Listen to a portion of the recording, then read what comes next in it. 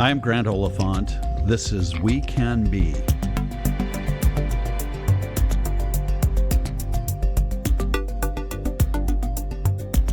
Dr. Andre Perry has made exploration of race and structural inequality, especially as it affects education and economic inclusion, his life's work. One of the many things that makes him exceptional is his gift for communicating what his findings mean in ways that make the need for action undeniable. Andre is a Pittsburgh native and is a David M. Rubenstein Fellow in the Metropolitan Policy Program at the Brookings Institution. His writing regularly appears in his column for the Hechinger Report, as well as in The Nation, The New York Times, and The Washington Post. He is, as a recent profile of him said in its headline, ever cool and one of the smartest people I know. Let's get to it. Let's go. Andre Perry, thanks so much for being here. Thanks for having me. I've had the privilege of spending part of the last 24 hours with you, and you're a high-energy man who clearly is on a mission, and I love the fact that Pittsburgh is part of that mission. I want to go back to why you do the work you do, and a good place to begin is probably your childhood. There's a story about where you began, your family, and how you began to even think about this work. Can you just tell us a little bit about that? Yeah, the way the story goes, when I was born, an older woman by the name of Elsie Boyd came to McGee's Women's Hospital, where I was born, to visit my mother, my biological mother, and she agreed to take me to her home in Wilkinsburg, Pennsylvania, to raise me. Now, we weren't sure if I was going to stay there for weeks, months, but I ended up staying there for years. I did learn that my mother was probably abused or hurt by my father. But when I was essentially informally adopted by this woman, my older brother came along with me. But then later on, more kids started coming along. So I was raised in a house with about 12 to 15 kids over a course of my high school. Some would stay for a few weeks, some stayed for longer periods of time. We all shared a common bond that times were hard in Pittsburgh. Mm-hmm. I was born in 1970, so the steel industry started to decline at that point. There was high unemployment, and as the saying goes, when white people catch a cold, black folk catch pneumonia. But always had this belief in brothers and sisters. We weren't necessarily related, but we were brothers and sisters. Right. We are brothers and sisters. My father, he was murdered in prison outside of Detroit.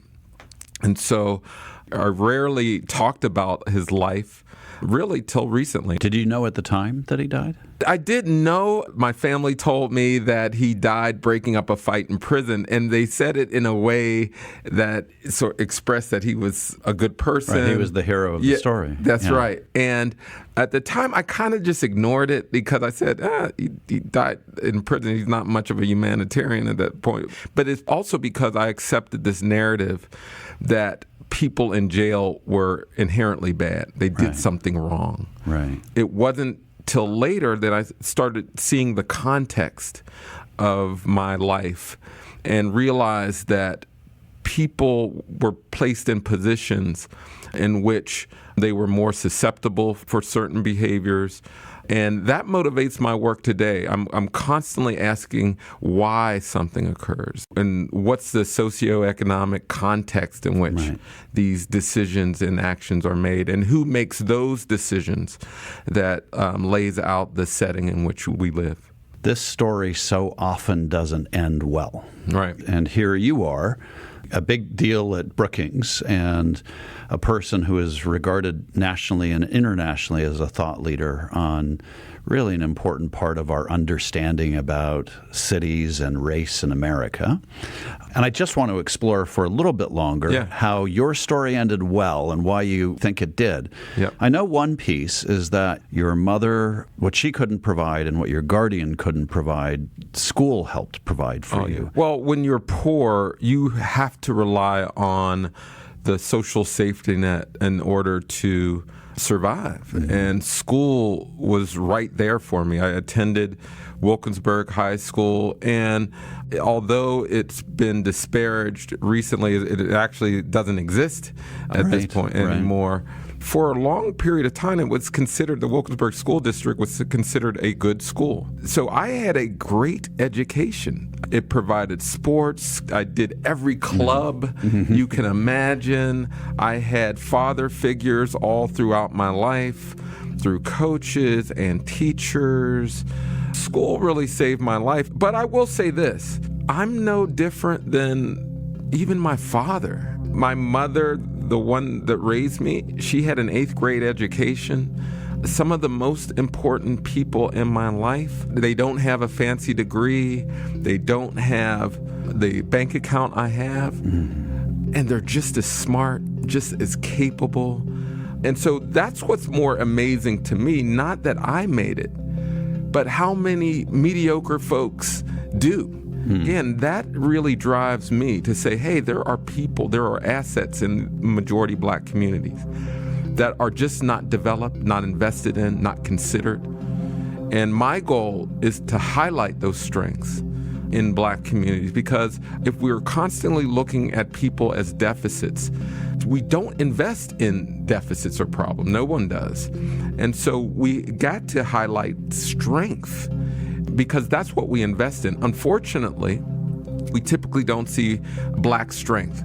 We treat Black institutions, we treat Black cities like Black people.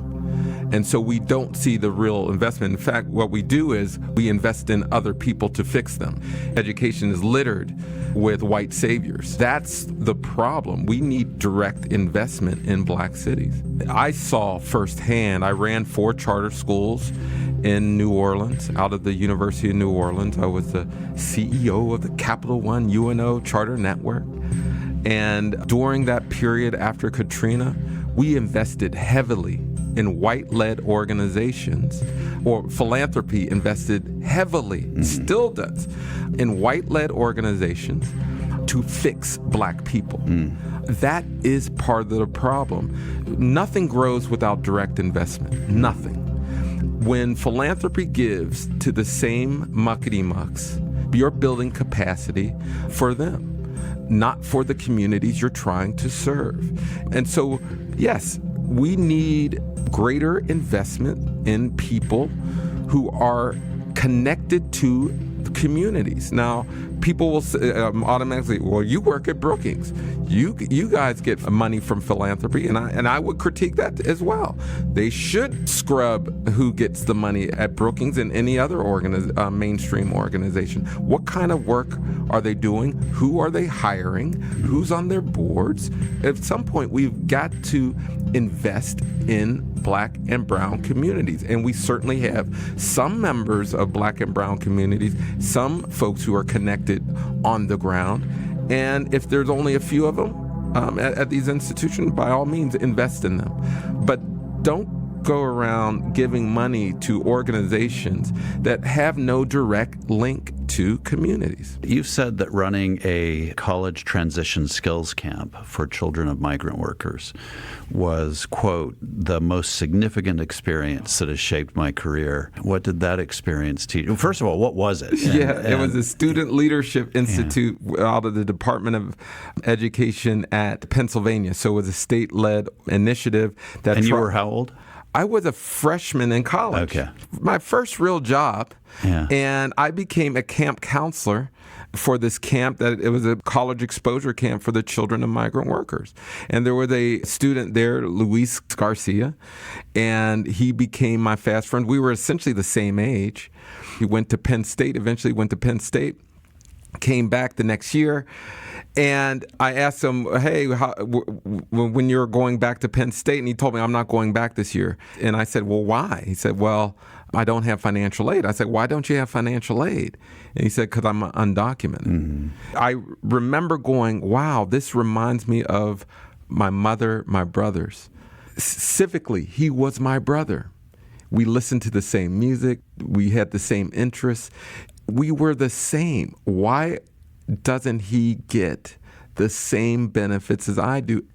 And so at that point, I started really believing in this notion of our mission in life is to expand family.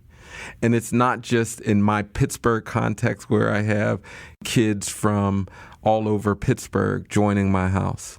Then it became, I have brothers and sisters in other countries that should be in my house, that are in my house. Right. I have to fight for them too. And eventually I got my PhD exploring the DREAM Act. Right. Should undocumented immigrants receive financial aid?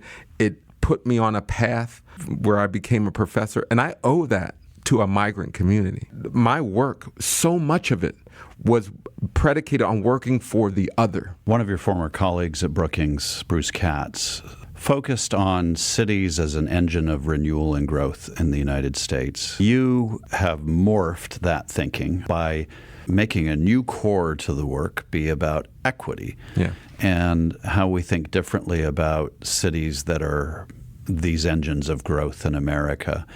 Was that a tough shift for you to lead in the work? No, it wasn't tough at all because the people I love and are connected with are left out of many of the plans that cities construct.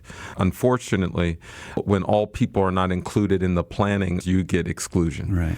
And for me, there's nothing wrong with these concepts of making sure that we mobilize our resources in places that allow for efficiencies. But there's nothing efficient about exclusivity and segregation. It's very inefficient. That's what I'm trying to break down. It's not a stretch because we know even at Brookings, if we don't find ways to become more inclusive, we have to consider ourselves part of the problem. And I'm not going to be at an organization, nor will our leadership be a part of the problem. I think sometimes that our entire country is weirdly suffering from drowning man syndrome.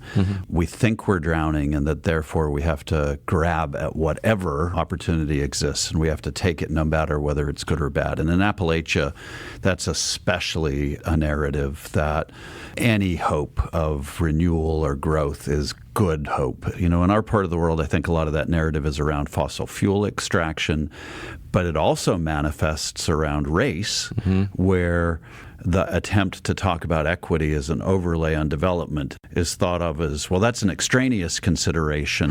What we need is the development. And if we have the development, all boats will rise.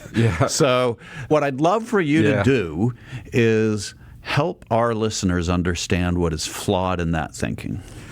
Well, typically when I hear it, all I hear is the abdication of our responsibility to be good neighbors. We have a responsibility to making sure that everyone is included in an economy. We have a long storied history of excluding people, and we keep finding excuses to continue that legacy. At some point, someone needs to say, the same way we built up East Liberty, we can build up Black people in East Liberty. What's amazing to me when I was on the cross-country team and I used to run on Penn Avenue from Wilkinsburg through East Liberty, where now the Google headquarters is, in Bakery Square. And back then, it was the Nabisco factory there. And I really didn't know where the line between Wilkinsburg and Pittsburgh was. I would just smell cookies, and that's how I knew. But Wilkinsburg and Pittsburgh didn't look any different. There were Black people there. And then we saw the kind of placemaking that occurred in East Liberty for Google and Google workers. This is what Pittsburgh's rebirth looks like. New restaurants, new retail, new jobs, new hope for a neighborhood that has seen its years of bad press. Smaller stores are seeing more traffic these days thanks to Target and Whole Foods. We hope that as people come to the neighborhood, they'll be able to find places to work, places that are inclusive. Places that prove East Liberty is back. And we know that the pale male tech industry is wanting for diversity. So we know how to invest in ways to develop people, to develop talent. We just don't trust Black people in that development. So whenever I hear, we don't have the time, it's too risky, it's really because we don't trust black and brown people in this country with our resources. And that has to change. There's this notion of economic growth that it's okay to leave people behind. And for me, economic growth in the absence of shared prosperity is just oppression.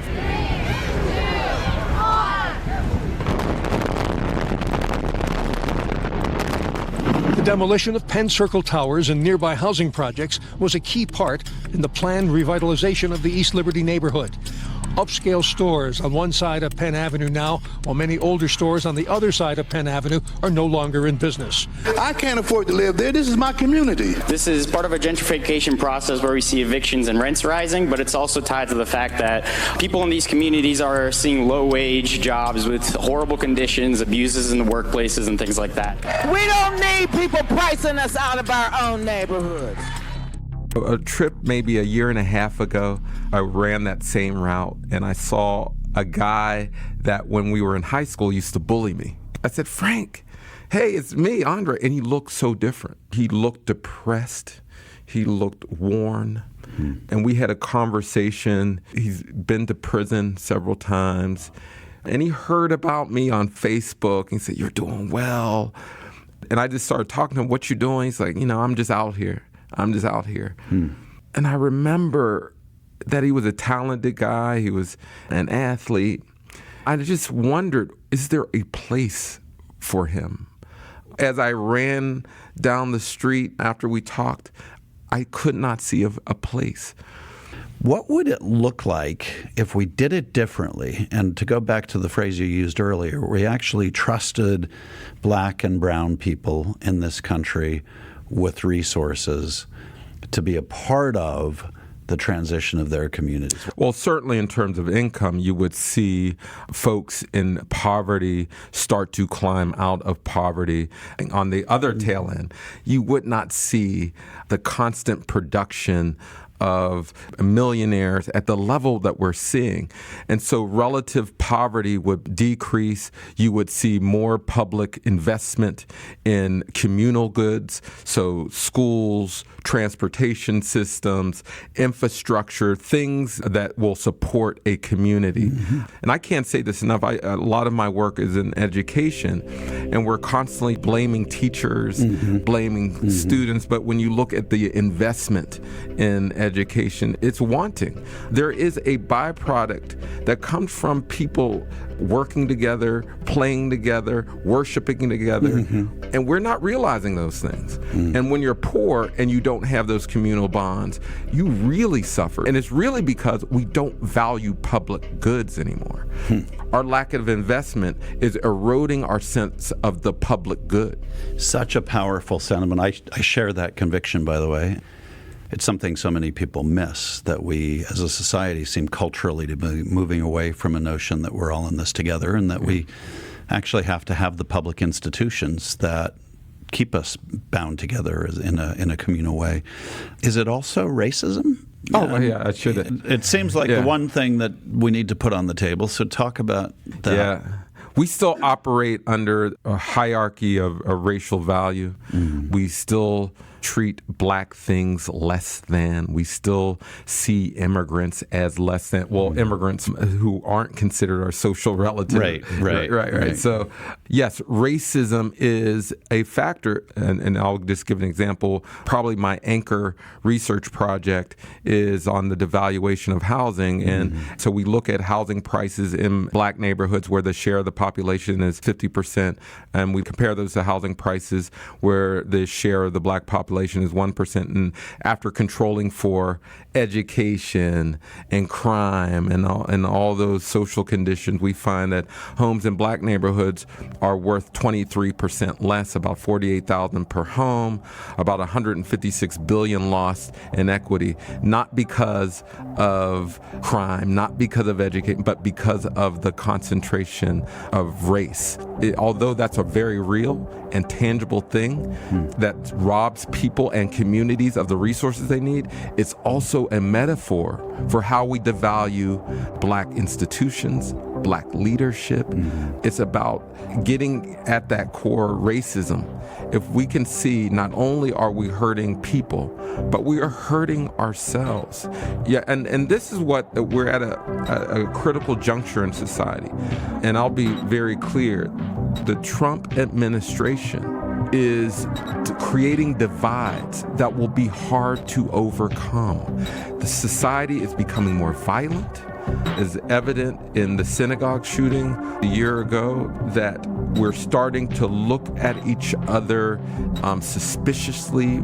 We're going backwards because of the rhetoric, because of this lack of investment in the public good. And it can get worse, believe it or not. It can get worse. We've got to figure out ways to get back to this principle of we're all in this together, because Black people and brown people are dying because of it.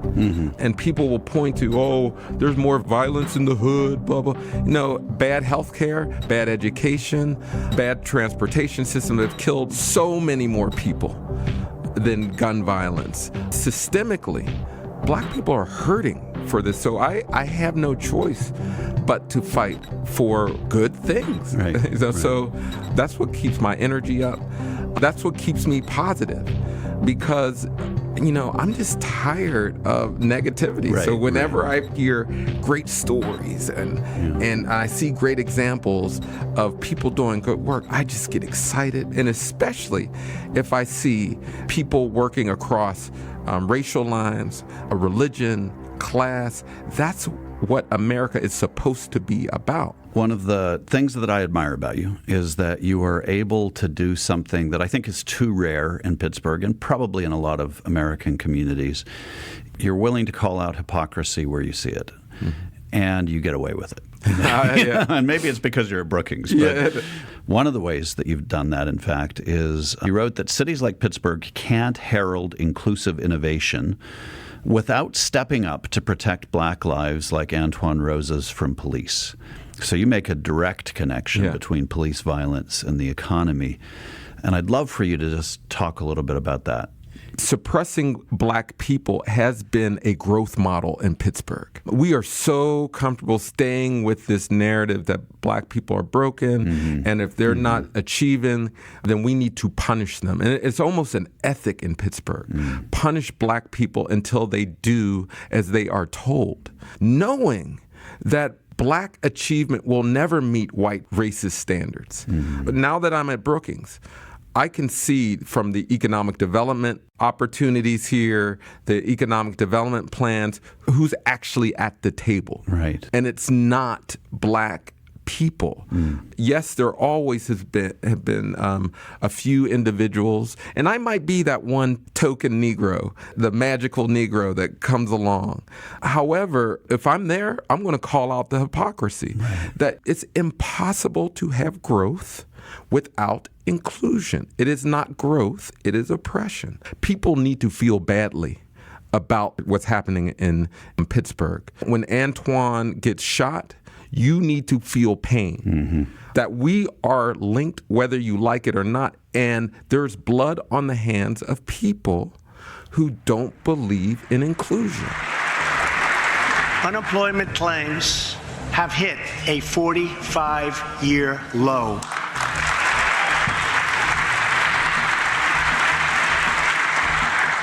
And something I'm very proud of, African American unemployment stands at the lowest rate ever recorded.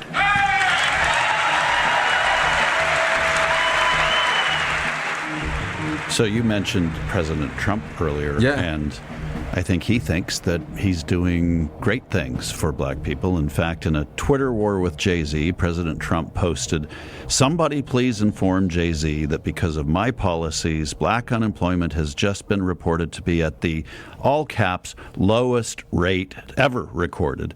Now, you were quick to respond about how misleading that statement was, citing that we are experiencing two economies, one for white people and one for Black people. How do you counter claims like like that coming from the President of the United States, that everything is hunky-dory? Yeah, there's this metric of full employment that is essentially saying that there's more jobs than people, and it uses the unemployment rate, which is at its lowest point in history for all groups.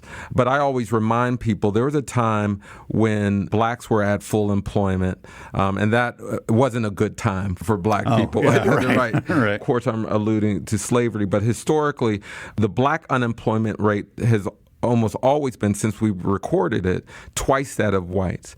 And so when you look under the hood of the unemployment rate, you see incredible white growth, and you see black employment in service to that white growth.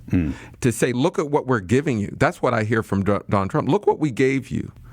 We gave you Uber jobs. We gave you work in the convenience store. No, a good economy would eradicate the employment disparities we see. In addition, when you look in cities in particular, that unemployment rate, that gross rate, masks the unemployment of racial groups and in different regions. And so you can see blacks in a recession in cities. And so, yes, in the aggregate, America's doing fine. But what we're seeing is black people are working in service to white growth. And I just will not accept that. No one should. Yeah. So your upcoming book is titled Know Your Price, Valuing Black Lives and Property in America's Black Cities.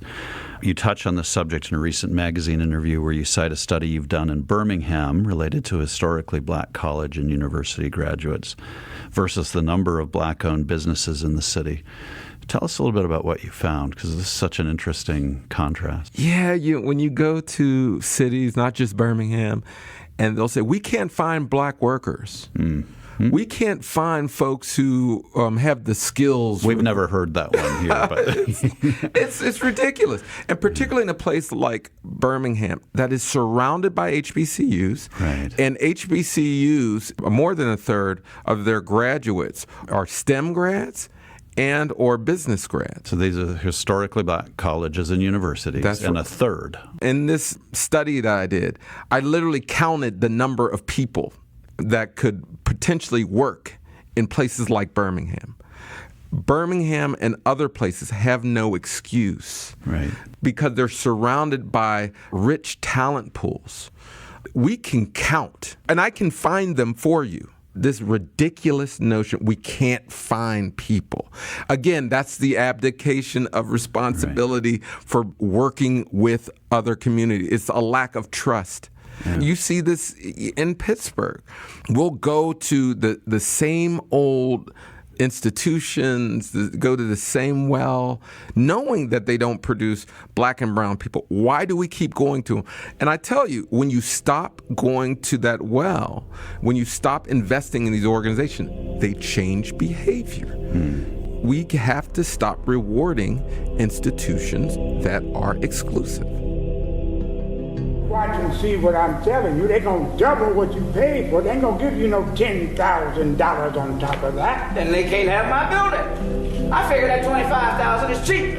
I figure they closing me out, forcing me to move. They ought to pay me for that. I don't care what the building's worth or how much I bought it for. You've used August Wilson's Two Trains Running to illustrate the meaningfulness of the work you do. Yeah. Given that he comes from Pittsburgh, I love that connection. But tell us about it. Yeah, the book title's Know Your Price, and it's paraphrasing a refrain in the play Two Trains Running, as you mentioned, by August Wilson, which is my favorite play. And in the play, the main character, Memphis, is about to have his property seized by the URA before the construction of the Civic Arena.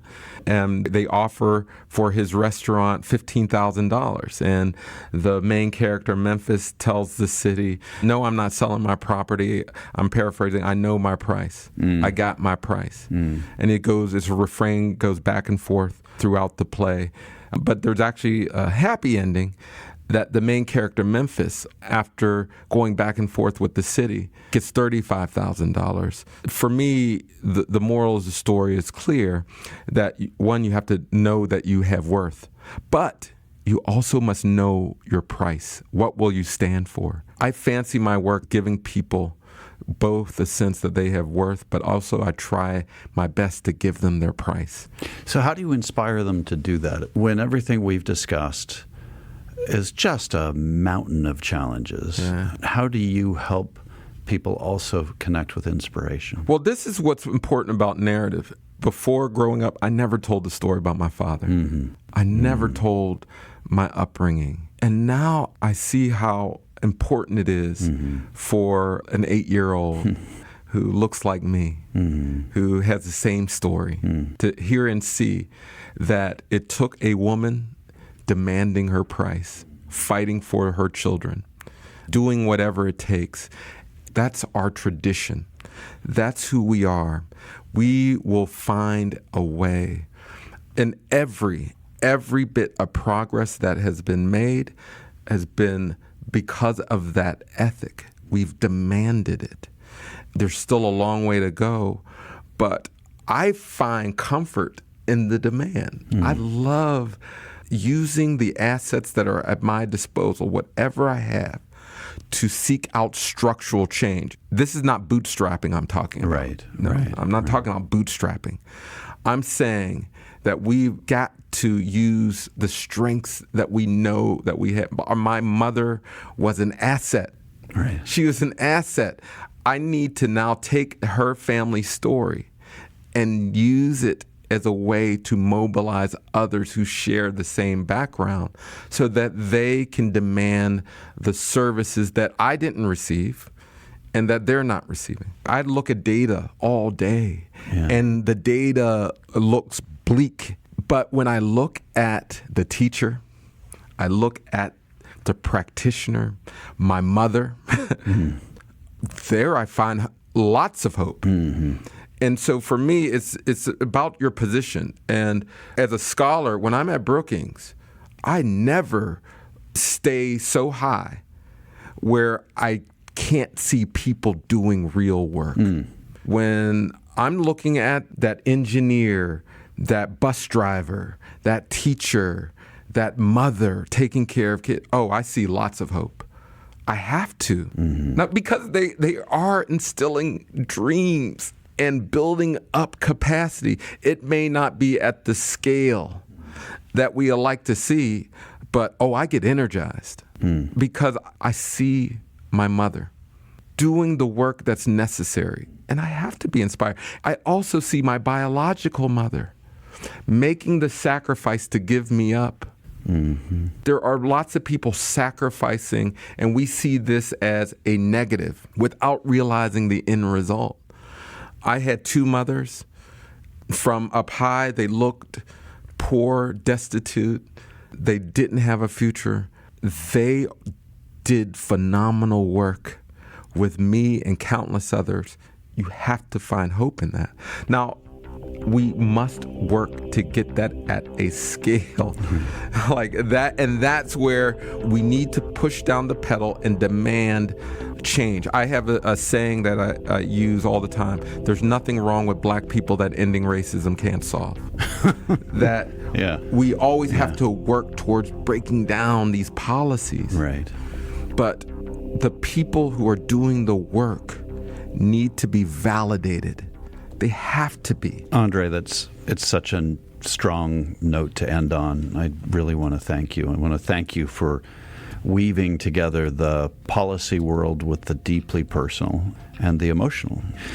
The name of our podcast is We Can Be, and we'd like to end by asking you to complete that kind of incomplete thought. We can be what? We can be all in this together. Great. Love it. Andre said, know your price, know your value.